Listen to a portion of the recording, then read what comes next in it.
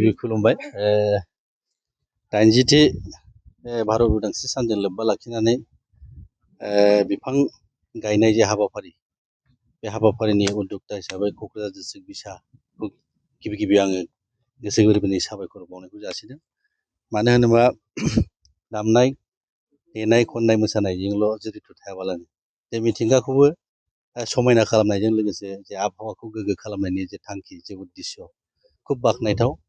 आङो बिटिसि प्रसासननि जानानै बिथांमोनखौ आङो बाख्नायदों आरो बेक्तिगत हिसाबै आङो आंनि गोसो गोरबोनिफ्राय बिथांमोननो साबायखर बावदों। इयुनावबो बिथांमोना बेबायदिनो गावसिनि दामनाय देनाय मोसानाय खननाय मुसुरनायनि बादैबो गुबुन गुबुन समाजखौ संस्कार खालामनायनि खेथ्रआव बा समाजखौ गोग्गो महर होनायनि खेथ्रआव जाहाथे बिथांमोना बिहोमा होबोबाय थायो, बिनि थाखाय आं बिथांमोनखौ खावलायदों।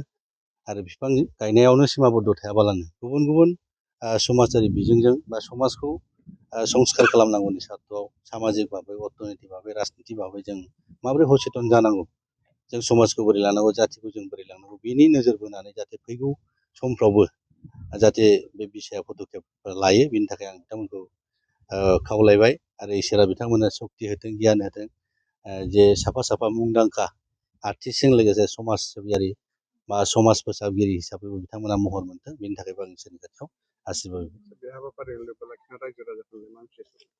थ' बेखौनो खावलायगोन जोङो मिथिंगाखौ समायना खालामनायजों लोगोसे जे आबहावाखौ गोग्गो खालामनांगौनि सार्थआव जोङो बयबो बिफां गायनाय जे हाबाफारि बेखौ जाहाथे लायो। आरो बेजों लोगोसेयैनो बेक्तिगत हिसाबैबाबो राजुहुवा हिसाबैबाबो जे समाव जेरैबायदि सुबिदा मोनो बिफां गायनाय बा बिफांखौ संरक्षण होनायनि हाबाफारिखौ जाहाथे मावो, आं बयबो रायजो राजा बिथांमोनखौ आं खावलायबाय।